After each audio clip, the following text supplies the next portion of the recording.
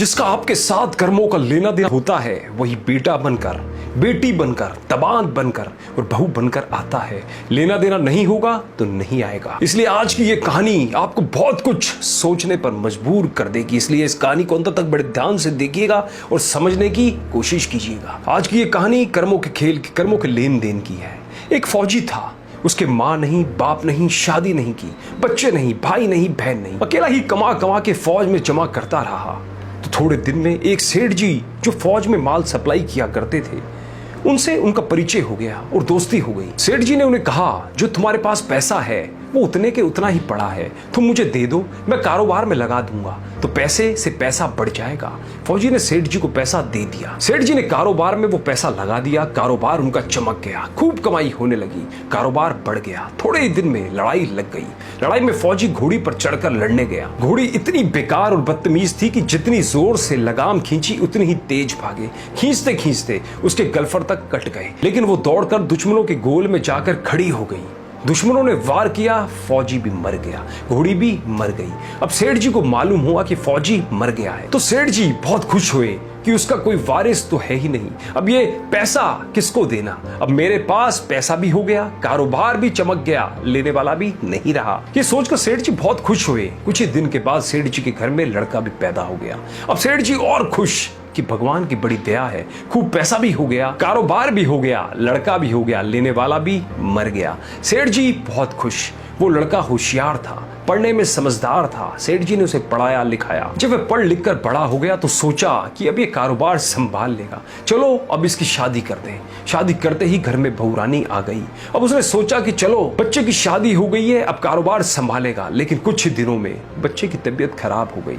अब सेठ जी डॉक्टर के पास, हकीम के पास, वैद्य के पास दौड़ रहे हैं। वैद्य जी जो दे रहे हैं, दवा खिला रहे हैं और दवा असर नहीं कर रही, बीमारी बढ़ती ही जा रही है, पैसा बर्बाद हो रहा है और बीमारी बढ़ती ही जा रही है, रोग कट नहीं रहा है, पैसा खूब लगे जा रहा है। अब अंत में डॉक्टर ने कह ही दिया कि लाइलाज मर्ज हो गया है, इसको अब असाध्य रोग हो गया है, ये बच्चा 2-3 दिन में मर जाएगा।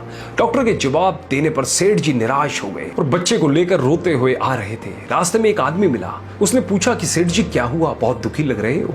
सेठ जी ने कहा, ये बच्चा जवान था, हमने सोचा बुढ़ापे में हमारा सहारा बनेगा, शादी होते ही अब ये बीमार हो गया, हमने इसके लिए खूब पैसा लगा दिया, जिस डॉक्टर ने जितना मांगा उतना दिया, लेकिन आज डॉक्टरों ने जवाब दे दिया, अब ये बचेगा नहीं, असाध्य रोग हो गया है, इसे लाइलाज मर्ज है, अब घर ले जाओ, 2-3 दिन भी कटना मुश्किल लगता है। आदमी ने कहा, अरे सेठ जी तुम क्यों दिल छोड़ रहे हो? मेरे पड़ोस में वैद्य जी दवा देते हैं, 2 आने की पुड़िया खाकर मुर्दा भी उठकर खड़ा हो जाता है, जल्दी से तुम वैद्य जी की दवा ले आओ। सेठ जी दौड़ कर गए, 2 आने की पुड़िया ले आए और पैसा दे दिया। पुड़िया ले आए, बच्चे को खिलाई, बच्चा पुड़िया खाते ही मर गया। बच्चा मर गया। अब सेठ जी रो रहे हैं, सेठानी भी रो रही है और घर में बहुरानी और पूरा गांव भी रो रहा है। गांव में भी शोर मच गया कि बहुरानी सेठ की कमर जवानी में टूट गई। सब लोग रो रहे हैं। तब तक एक महात्मा जी वहां आ गए। उन्होंने कहा कि सेठ जी क्यों रो रहे हैं? लोग बोले, इस सेठ जी का एक ही जवान लड़का था, वो मर गया, इसलिए सब लोग रो रहे हैं, सब दुखी हो रहे हैं। महात्मा बोले, सेठ जी क्यों रो रहे हो? सेठ बोले, महाराज जिसका जवान बेटा मर जाए वो रोएगा नहीं तो क्या करेगा? वो महात्मा बोले, तो आपको क्यों रोना? सेठ मेरा बेटा मरा तो और किसको रोना? महात्मा बोले, और उस दिन तो आप बड़े खुश थे। सेठ किस दिन? वे महात्मा बोले, अरे जिस दिन फौजी मर गया, सोचा कि अब पैसा भी नहीं देना पड़ेगा, माल बहुत हो गया, कारोबार खूब चमक गया, अब देना भी नहीं पड़ेगा, इसलिए बहुत खुश थे। महात्मा सेठ जी बोले, वही फौजी पैसा लेने के लिए बेटा बनकर आ गया, पढ़ने में, लिखने में, खाने में, पहनने में और शौक में, श्रृंगार में जितना लगाना था लगाया, शादी ब्याह में सब लगाया और ब्याज दर ब्याज लगाकर डॉक्टर को दिलवा दिया। अब जब 2 आने पैसे बच गए वो भी वैद्य जी को दिलवा दिए और पुड़िया खाकर चल दिया। अब कर्मों का लेना देना पूरा हुआ। सेठ जी ने कहा, हमारे साथ तो चलो कर्मों का लेना देना था, चलो हमारे साथ तो जो हुआ सो हुआ, लेकिन वो जवान बहुरानी घर में रो रही है, जवानी में उसको धोखा देकर विधवा बनाकर चला गया, उस बेचारी का क्या जुर्म था?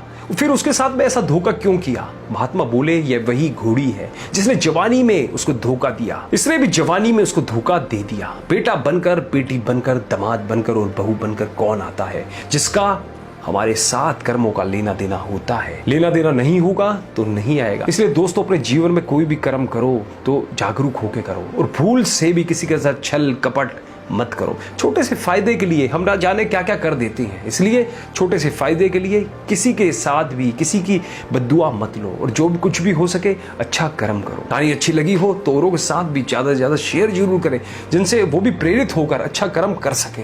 धन्यवाद।